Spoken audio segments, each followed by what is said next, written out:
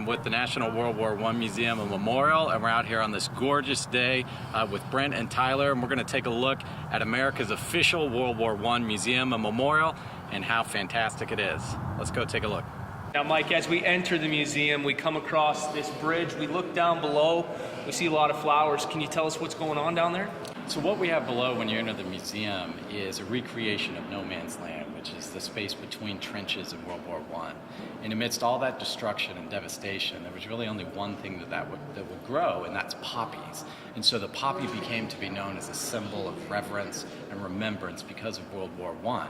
And so here at the museum, we have a poppy field below of 9,000 poppies, each one representing 1,000 combatant deaths during World War I, so 9 million total, which kind of puts into context just how destructive and devastating World War I was. Now, Mike, you see on our jerseys that we brought here today that we're going to be playing in, representing a time and a place really relevant to Kansas and Missouri. You see the 129th Artillery and Battery D with Truman and his role in World War I. Is there anything here in the museum that you could kind of show me about Truman and talk a little bit about the tie-in, I guess, with here at the museum and really Truman and independence and quite frankly the Kansas City Mavericks?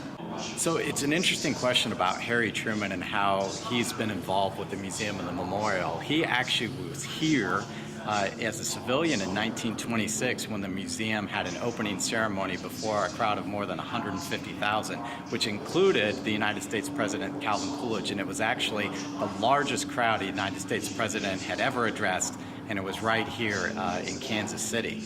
In terms of what Truman did during the war, we do have some objects and artifacts that sort of tell the story of what life was like for those who were serving in an artillery unit.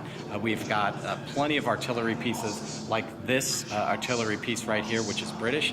We also have an artillery piece called the French 75, which is perhaps the most well-known artillery field gun during the course of World War I.